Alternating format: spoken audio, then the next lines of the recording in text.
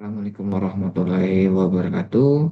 Pada presentasi ini, saya akan membahas kondisi perekonomian Indonesia berdasarkan artikel CNBC Indonesia yang berjudul 7 bulan sudah berlalu, begini rapor kondisi ekonomi RI atau Republik Indonesia. Hal pertama yang menarik perhatian saya ketika membaca artikel ini adalah adanya fenomena yang dalam ekonomi sering disebut sebagai paradoks makroekonomi. Di satu sisi, berbagai indikator utama menunjukkan hasil yang cukup baik. Pertumbuhan ekonomi masih berada di kisaran 5%, inflasi tetap terkendali, dan investasi masih tumbuh. Jika hanya melihat data tersebut, kita mungkin akan langsung menyimpulkan bahwa kondisi ekonomi Indonesia sedang sangat baik. Namun, ketika kita melihat indikator lain, muncul gambaran yang lebih kompleks. Tekanan terhadap nilai tukar rupiah belum sepenuhnya hilang, pasar keuangan masih sensitif terhadap dinamika global, dan daya beli masyarakat belum menunjukkan pemulihan yang merata. Artinya, kondisi ekonomi Indonesia saat ini tidak dapat dinilai hanya dari satu indikator. Menurut saya, inilah pelajaran penting dalam ilmu ekonomi. Data tidak boleh dibaca secara parsial. Setiap indikator harus dipahami dalam hubungannya dengan indikator lain agar kita memperoleh gambaran yang lebih objektif mengenai kondisi ekonomi nasional. Pertumbuhan ekonomi tinggi belum tentu berarti kesejahteraan meningkat. Menurut saya, salah satu kekeliruan yang sering terjadi ketika membaca berita ekonomi adalah menyamakan pertumbuhan ekonomi dengan kesejahteraan masyarakat. Secara teori, PDB atau produk domestik bruto hanya mengukur total nilai barang dan jasa yang dihasilkan dalam suatu negara selama periode tertentu. PDB menunjukkan bahwa aktivitas ekonomi meningkat, tetapi tidak menjelaskan bagaimana hasil pertumbuhan tersebut didistribusikan kepada masyarakat. Sebagai contoh, pertumbuhan ekonomi dapat tetap tinggi apabila investasi dan belanja pemerintah meningkat. Namun apabila peningkatan tersebut belum mampu menciptakan lapangan kerja yang luas atau meningkatkan pendapatan rumah tangga, maka masyarakat belum tentu merasakan manfaatnya secara langsung. Oleh karena itu, menurut saya ukuran keberhasilan ekonomi tidak boleh berhenti pada angka pertumbuhan. Yang lebih penting adalah kualitas pertumbuhan, yaitu pertumbuhan yang mampu menciptakan kesempatan kerja, meningkatkan produktivitas, memperbaiki distribusi pendapatan, dan memperkuat daya beli masyarakat. Disinilah letak perbedaan antara pertumbuhan ekonomi atau economic growth dan pembangunan ekonomi atau economic development.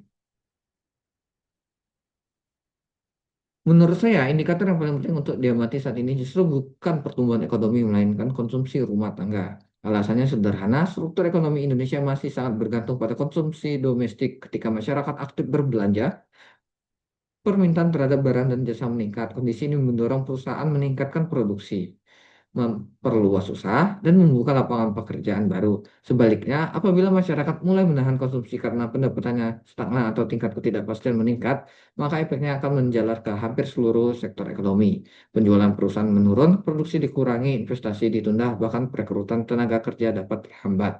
Karena itu, saya berpendapat bahwa daya beli masyarakat merupakan indikator yang sering kali lebih cepat mencerminkan kondisi ekonomi real dibandingkan angka pertumbuhan ekonomi itu sendiri. Jika konsumsi mulai kehilangan momentum, maka pemerintah perlu member- memberikan perhatian lebih terhadap faktor-faktor yang mempengaruhi pendapatan dan kepercayaan masyarakat.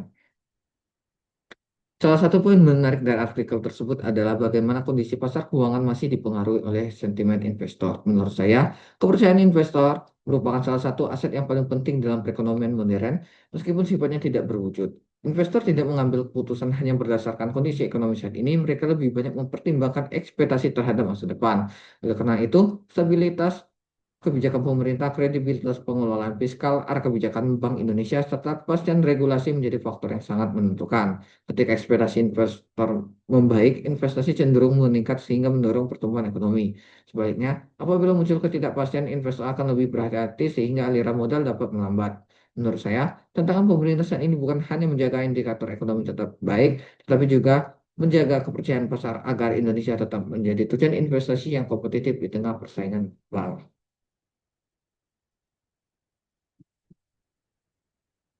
Setelah membaca artikel dan menghubungkan dengan konsep ekonomi makro, saya menyimpulkan bahwa kondisi ekonomi Indonesia selama 7 bulan pertama tahun 2026 masih berada pada jalur yang relatif stabil. Namun menurut saya stabilitas tersebut tidak boleh membuat kita merasa terlalu puas. Tantangan terbesar Indonesia saat ini bukan hanya lagi sekedar mencapai pertumbuhan ekonomi di atas 5%. Tantangan yang jauh lebih besar adalah bagaimana memastikan bahwa pertumbuhan tersebut benar-benar meningkatkan kesejahteraan masyarakat.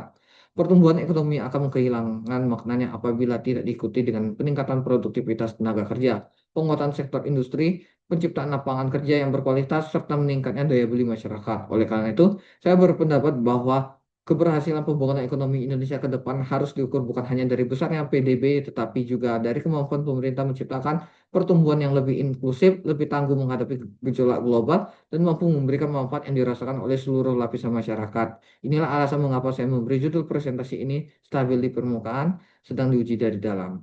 Secara makro, kondisi ekonomi Indonesia masih cukup kuat, namun di balik stabilitas tersebut terdapat tantangan struktural yang harus segera diselesaikan agar pertumbuhan ekonomi tidak hanya tinggi, tetapi juga berkualitas dan berkelanjutan. Menurut saya, salah satu tantangan yang kurang mendapat perhatian ketika membahas ekonomi Indonesia adalah persoalan produktivitas. Selama ini kita sering membanggakan besarnya konsumsi domestik dan pertumbuhan ekonomi, namun dalam jangka panjang sebuah negara tidak akan dapat bergantung pada konsumsi saja. Pertumbuhan yang berkelanjutan harus berasal dari meningkatnya produktivitas, yaitu kemampuan menghasilkan output yang lebih besar dengan sumber daya yang sama. Produktivitas sangat dipengaruhi oleh kualitas SDM, penguasaan teknologi, efisiensi birokrasi, dan inovasi di dunia usaha. Jika produktivitas tidak meningkat, maka biaya produksi akan tetap tinggi. Daya saing industri berkembang dan pertumbuhan ekonomi akan kehilangan momentum. Oleh karena itu, menurut saya, pembangunan ekonomi Indonesia ke depan harus lebih berorientasi pada peningkatan produktivitas, bukan hanya peningkatan konsumsi. Inilah yang membedakan negara berpendapatan menengah dengan negara maju. Menurut saya, kondisi global saat ini mengajarkan bahwa tidak ada negara yang benar-benar kebal terhadap gejolak ekonomi dunia. Perubahan suku bunga global, konflik geopolitik, perlambatan perdagangan internasional, maupun fluktuasi harga komoditas dapat memberikan dampak langsung terhadap Indonesia. Oleh karena itu, strategi pemerintah tidak cukup hanya bersifat reaktif. Yang lebih penting adalah membangun fondasi ekonomi yang kuat agar Indonesia maju bertahan ketika terjadi guncangan eksternal. Menurut saya, terdapat beberapa prioritas. Pertama, menjaga stabilitas inflasi dan nilai tukar agar kepercayaan pelaku usaha tetap terjaga. Kedua, memperkuat konsumsi domestik sebagai penopang utama perekonomian. Ketiga, mempercepat hilirisasi dan diversifikasi ekspor agar Indonesia tidak terlalu bergantung pada komoditas mentah. Dan terakhir, memperkuat koordinasi antara kebijakan fiskal dan moneter agar arah kebijakan ekonomi lebih konsisten. Dengan demikian, Indonesia tidak hanya mampu bertahan menghadapi krisis, tetapi juga memiliki kapasitas untuk tumbuh lebih kuat setelah tekanan global mereda. Setelah membaca artikel tersebut, secara keseluruhan saya menilai bahwa artikel CNBC telah memberikan gambaran yang cukup komprehensif mengenai perkembangan indikator makroekonomi Indonesia seperti pertumbuhan ekonomi, inflasi, pasar keuangan, dan berbagai indikator lainnya. Namun, sebagai mahasiswa manajemen, saya memiliki satu catatan kritis. Menurut saya, pembahasan mengenai indikator makro perlu dilengkapi dengan analisis yang lebih dalam mengenai kondisi ekonomi di tingkat mikro. Misalnya bagaimana kondisi UMKM menghadapi perlambatan konsumsi, bagaimana daya beli masyarakat kelas menengah berkembang, atau bagaimana sektor manufaktur merespon dinamika global. Sebab pada akhirnya keberhasilan ekonomi nasional akan tercermin dari kondisi pelaku ekonomi di lapangan. Artinya indikator makro memang penting sebagai alat ukur stabilitas, tapi indikator mikro memberikan gambaran mengenai bagaimana masyarakat benar-benar merasakan hasil pembangunan ekonomi. Mata kuliah perekonomian Indonesia mengajarkan bahwa ekonomi tidak dapat dipahami hanya melalui angka statistik. Di balik setiap data terdapat keputusan rumah tangga, perusahaan, pemerintah, dan investor yang saling mempengaruhi. Sebagai mahasiswa manajemen, saya belajar bahwa keberhasilan suatu negara tidak hanya diukur dari besarnya PDB, tapi juga dari kemampuan mengelola sumber daya secara efektif, menciptakan nilai tambah, dan menjaga keseimbangan antara pertumbuhan dengan pemerataan. Oleh karena itu, menurut saya, analisis ekonomi harus selalu mempertimbangkan dua sisi sekaligus, yaitu pencapaian patut diapresiasi dan tantangan yang masih harus diselesaikan.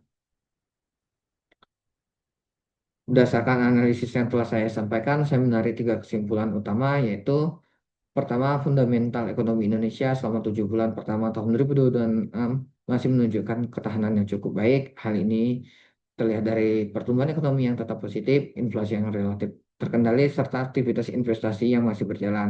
Kondisi tersebut menunjukkan bahwa kebijakan makroekonomi secara umum masih mampu menjaga stabilitas di tengah ketidakpastian global. Kedua, stabilitas tersebut tidak berarti seluruh tantangan telah selesai. Pelambatan konsumsi, tekanan eksternal, dinamika di nilai tukar, dan kebutuhan meningkatkan produktivitas menjadi pekerjaan rumah yang harus terus dibenahi. Tantangan-tantangan ini bersifat struktural sehingga membutuhkan kebijakan yang konsisten dan berorientasi jangka panjang. Dan yang terakhir, menurut saya fokus pembangunan ekonomi Indonesia seharusnya tidak lagi hanya mengejar besarnya angka pertumbuhan, tetapi memastikan bahwa pertumbuhan tersebut bersifat inklusif, berkualitas, dan berkelanjutan. Dengan demikian, manfaat pembangunan dapat dirasakan secara lebih merata oleh masyarakat. Sebagai penutup, saya ingin menyampaikan bahwa artikel CNBC Indonesia memberikan gambaran bahwa perekonomian Indonesia masih memiliki fondasi yang cukup kuat untuk menghadapi dinamika global. Namun menurut saya, keberhasilan tersebut tidak boleh membuat kita berpuas diri. Demikianlah presentasi yang dapat saya sampaikan. Terima kasih atas perhatiannya. Saya ucapkan terima kasih.